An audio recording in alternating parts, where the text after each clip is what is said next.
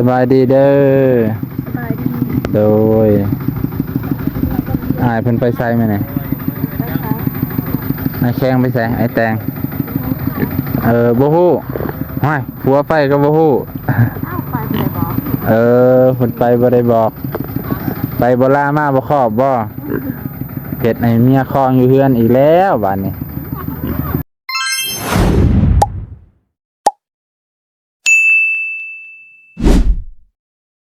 สบายดีพ่อแม่พี่น้องลุงป้าเบิดสู่ขู่สู่คนสวัสดีครับพ่อแม่พี่น้องที่อยู่ประเทศไทยเมื่อนี้มาอัปเดตเรื่องนางแดงน้องแดงเหมือนเก่าเหมือนเคยพ่อแม่พี่น้องมื่อนี้ก็หลังจากที่ออกจากเฮือนเอ่ยนวลพ่อแม่พี่น้องเป็นขึ้นเฮือนใหม่แล้วบ่าวนงก็ได้มาเฮือนน้องแดงพ่อแม่พี่น้องเนาะเพราะว่าภารกิจทั้งนั้นก็เสร็จสิ้นยังเหลือแต่เทพื้นกับเทครัวและเทพื้นและเฮ็ดครัวนั่นค่อยว่ากันใหม่แต่มื่อนี้มาอัปเดตเฮือนเอ่ยแดงพ่อแม่พี่น้องน้องแดงเนาะก็หลายคนให้ความสนใจว่ามาอัปเดตเพื่อนเพิ่นแน่พ่อแม่พี่น้องไปก่อนอื่นก็ไปรับชมบรรยากาศน้ำกันพ่อแม่พี่น้องเนาะช่วงนี้ก็เวลา11 โมงพอดีนะมื้อนี้ก็ถือว่าเป็นมื้อสำคัญของประเทศไทยนะพ่อแม่พี่น้อง5 ธันวาเป็นวันพ่อแห่งชาติของ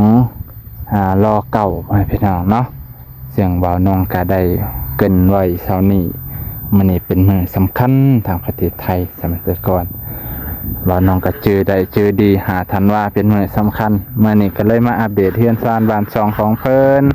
หลังจากที่ว่านี่ก็พอสร้างเพิ่นก็บุกจนฮอดค่ำพ่อแม่พี่น้องมื้อนี้เพิ่นก็ลุยกันอีก2 คน 3 คนถือว่าอากาศกับฟ้าเมื่อเช้านี่คือสิบ่ฮ้อนใช่พี่น้องพอตกเที่ยงบ้านนี่ฮ้อนระอุเลยฮ้อนระอุเลยแบบฮ้อนคือสิจังไดเลยอบเอาลมกับบ่มาแฮงปานใดขอสร้างเพิ่นกำลังเพิ่นคือสิต่อทางเทิงนั่นแหละไปขนาดตามเบิ่งเนาะ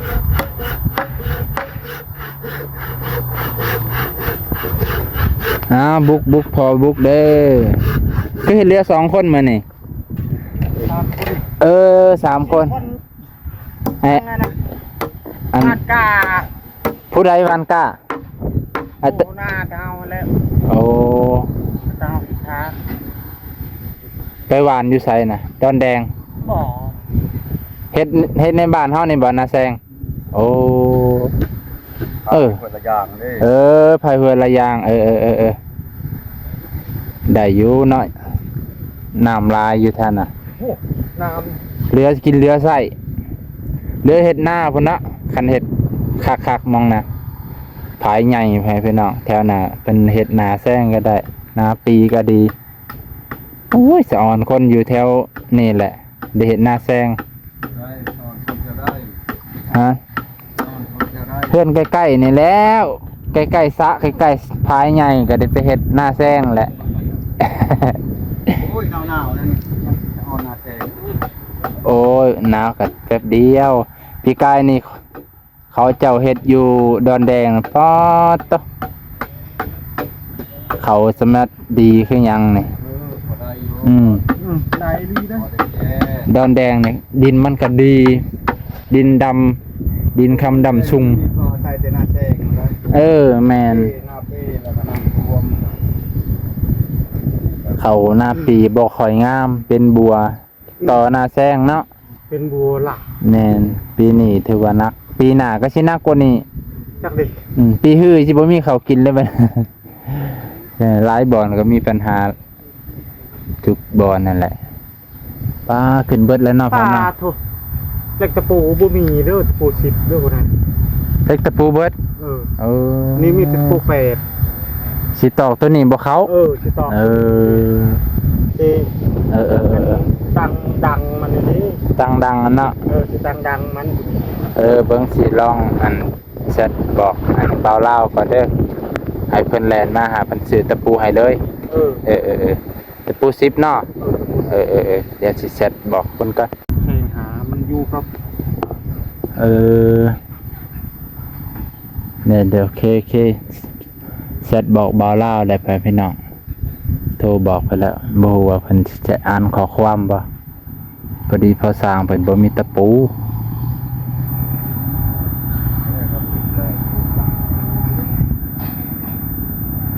เพื่อนในกว้างยาวเท่าใด อันนี้ฮะข้อสอบมัน6 เมตร โอ้6 เมตรเนาะ เทเลกเพิ่นว่าอัน 4 เมตร เอาอันนี้5คูณ6บ่ โอ้5 คูณ 6เลยตัวนี้นี่ เออ 5 เมตร5 คูณ 6นี่ 5คูณ6แล้วเนาะถือว่ากว้างใหญ่อยู่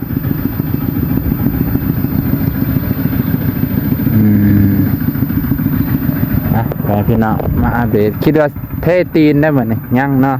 ย่างสตอร์ใส่ที่นี่ก่อน สิตอกดังเขาก่อน อ๋อ 3 อันดังนี่เพิ่นสิตอกใส่ตัวนี้ไปพี่น้องปึ๊บให้มันยกสูงขึ้นกว่าทางหลังเพิ่นว่าตอกดังเนาะก็3อัน3ช่องพอดีแล้วก็เพิ่นก็คือสิยกขึ้นสูงกว่าทางหลังก็งามเลยไปพี่น้องเพิ่นตอกดังแล้วเพิ่นน่าจะเทตีนเสานะคิดว่าน่าจะจังสี่เนาะไปพี่น้องเดี๋ยวมานี่ก็สำเร็จเสร็จสิ้นเรียบร้อยแล้วนะต่อเพราะนั้นถ้าติดตะปูให้พี่น้องตะปู8มันต่อบ่เข้าอยู่อย่ามันบ่ถึงอย่ามันบ่อยู่อย่ามันบ่แน่นเฮาก็เฮ็ดเพื่อมาตรฐานให้มันอยู่ๆแน่เนาะ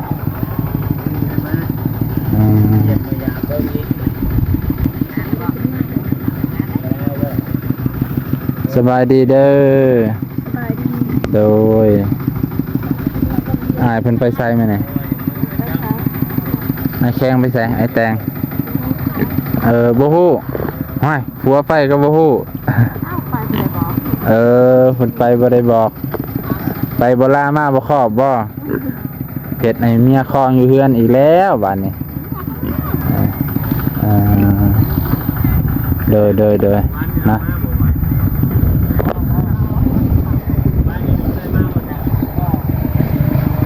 ว่าต่อไก่สิได้เฮือนใหม่เดี๋ยวความยินดีเอาออกมาแบบเอาไม่เอาหรอกไม่ได้ อยู่ตรงไหนเพื่อนจับเขาไปเรื่อยต่อมาโอ้มันผู้ใดนี่มันเจ้าบ่เอาไปขายบ่นี่สิไปพานก่อนเนาะปลูกอยู่ไสปลูกอยู่ห้วยใช่เปล่าง ามเนาะได้หลายปลูกใหญ่บ่สวนใหญ่บ่ บอแล้วก็ได้ใหญ่ บ่ได้ใหญ่ มีซ้ำสวนเฮานี่บ่ก็พอได้อยู่เนาะสอบหนึ่งตัวนั้นเห็นตาแล้วก็สอบหนึ่งคือกันบ่สองสอบ 2 สอบเนาะ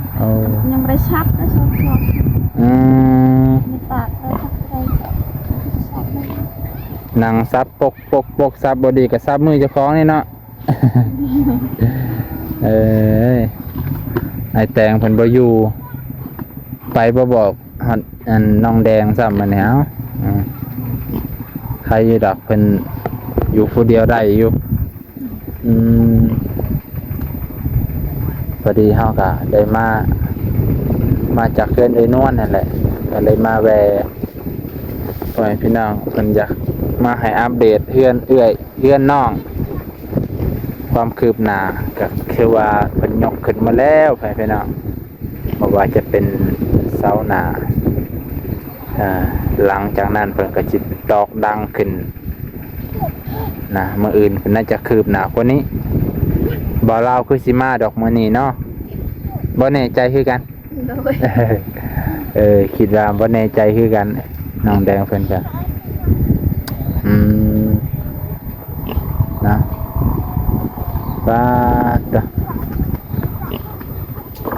ดีใจเด้เนาะ ดูใจ ใหญ่เด้เนาะเฮือนหลังนี้จะว่าบ่ใหญ่พอสมควรเนาะ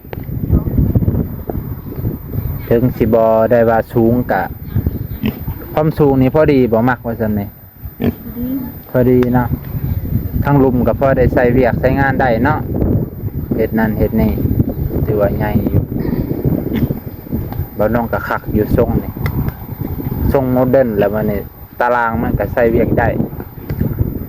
ใส่งานได้ก็คือเฮาเก็บเครื่องเก็บของเอาเตียงไว้ทางในก็กลางเว้นก็อยู่ตารางบ่คือเฮือนไอ้เกิ้งเด้เฮือนนางลอย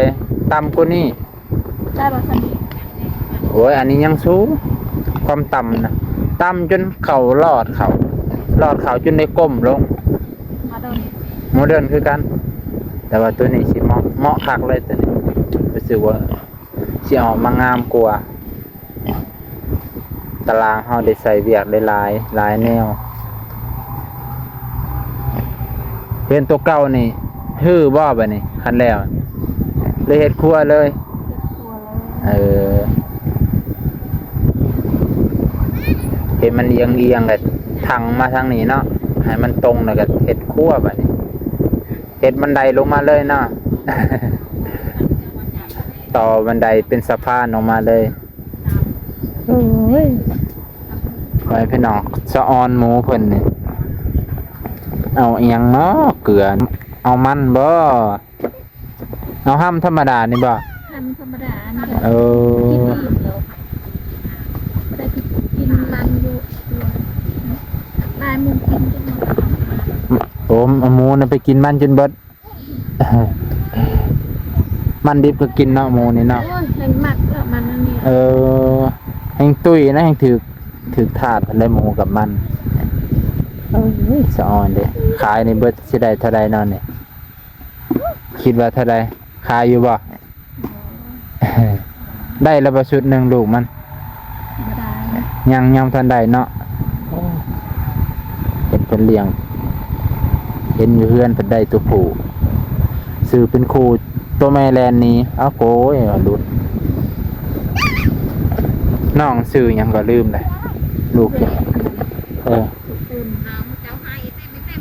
เต็มบ่จะไอ้ขนาด ซื้อเต็มน้องหลาเด้พูนในอูในชื่อหยังกะ ซื้อคำตา ตัวต่อคือกัน น้องเต็มน้องตาเข้ากันเลยตัว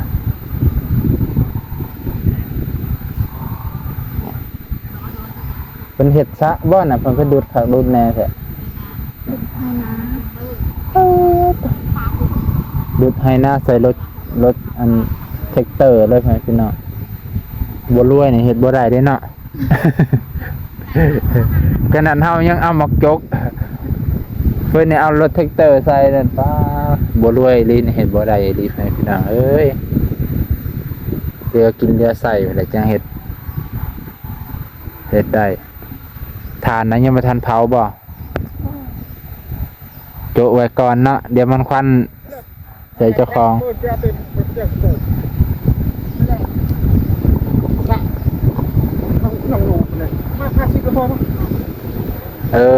ซื้อตะปูบ่ว่าอะไรเล่ากับบ่เห็นเพิ่นตอบยันดนสร้างเพิ่นขอเงินน้องแดงเพื่อไปซื้อตะปูให้พี่น้องตะปู10พอได้ตอกก่อนสั่นถ่ายเล่าเพิ่นยันมาซะเป็นยังร้อยเห็นยังล่ะจานเจ้าฮะ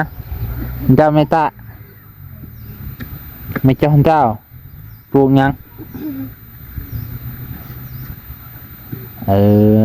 พังอันนี้บ่พังเสานี้บ่ได้เฮียนบ่ล่ะฮะบ่ได้เฮียนโรงเรียนไกลเนาะคันเฮียนน่ะไปเฮียนอยู่ไสกะลางใหญ่ครับพุเคยไปบ่ตอนนั้นเคยอีหลาอยู่ปอใดปอหนึ่ง บ่กินฮอดหมู่เดี๋ยวไปเฮียนน่ะจังมีหมู่หลายบ่กินฮอดอ่านหนังสือบ่ได้ผู้บ่าวบ่มักเด้ต้องอ่านหนังสือได้ผู้บ่าวมักตะลุกไปแล้วทางฝนให้น้องแลนซื้อเต็มลูกเพิ่น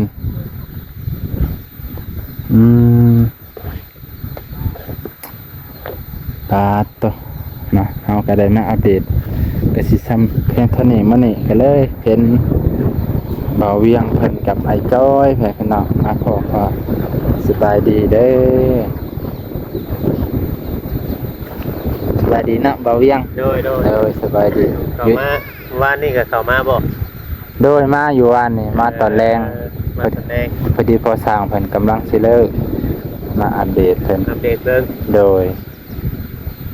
อันนี้แม่ผู้ใดแม่ว่าเตงแม่ทั้งเตงไปใช้ฉมือคือบ่เห็นเด้อเพราะมันไปตัดเสาบ่ตัดเสาเดือนอัน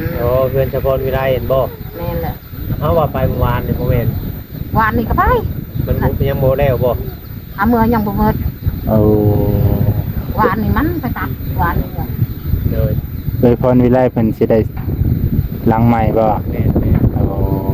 ไม่แต่ว่าน้อยตัวนี้ยินดีนำเพิ่นได้ร่วมกันกับเพิ่นกับว่านั่นบัดอยู่ร่วมกันบัดอยากกินกล้วยกินหยังเนี่ยทางผู้รับผู้ใหญ่เพิ่นมาบ่ยัง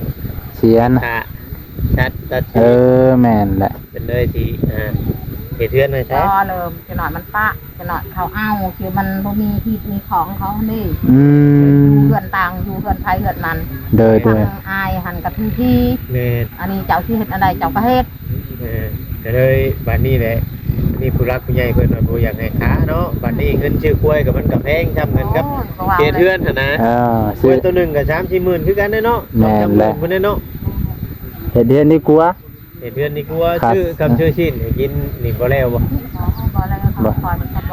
บ่ใหญ่ก็น้อยก็ตามอะไรมันเป็นตัวควายว่าแต่ใหญ่ขอให้มันเป็นควายตัวมีชีวิตตัวน้อยก็ได้ตัวใหญ่แห้งดีถ้ามันมีชีวิตโตมันมาหักออกก็ได้แต่เฮาแต่ว่าต้องได้เอาตัวเป็นสิ้นมันนี่บ่ได้สร้างว่าลูกมันก็ได้เอาเขาว่ามันหักออกก็ตามเลยก็เป็นตัวควายลูกแง่ๆน้อยๆนี่จักหมื่นเนาะจักคือกันเด้อเฮาก็บ่จักพันละพอคิดว่าก็ว่าสิเอาแง่ๆก็ดีก็มันก็บ่คือเนาะมันบ่ได้บ่คือแหละแคมพอมันแล้วบ่ทำมันอันยางน้ำเลินน่ะทำควายชุมเจ้ายางน้ำเลินนี่ก็ได้แล้วบ่นี่สับควายเฮานี่ได้หมดให้เข้านั่นน่ะทำไม่ได้เนาะซ้ำนี่ก็ถือว่าโอเคเลยเนาะโอ้ยซ้ำนี่ทั้งใหญ่เลยก็สิเบิดบ้านอยู่ได้ซ้ำนี่ก็ลูกควายมันหักก็ออกได้10 กว่าหมื่นบ้างก็ถือว่าอยู่ได้ก็จะมีคนขายบนหน่อยๆแบบนั้นมันมีแล้วควายเป็นที่บอกก็มีก็ไปซื้ออะไรอัตราชัยตลาดนานะฮะนี่ทัวร์กันเรามีหมดของเราซื้อตามแม่ฮะนี่ลูกติดแม่แม่เขาเลี้ยงลูกกับใครแบบนั้นเนาะเลี้ยงลูกไว้เห็นแบบคืนมาชวนนะชื่องัวนั่นมาเลี้ยงแม่นงัวน้อยงัวน้อยเขาเมนไปแต่เขาชื่อมาเลี้ยงลูกมันถูกต้อง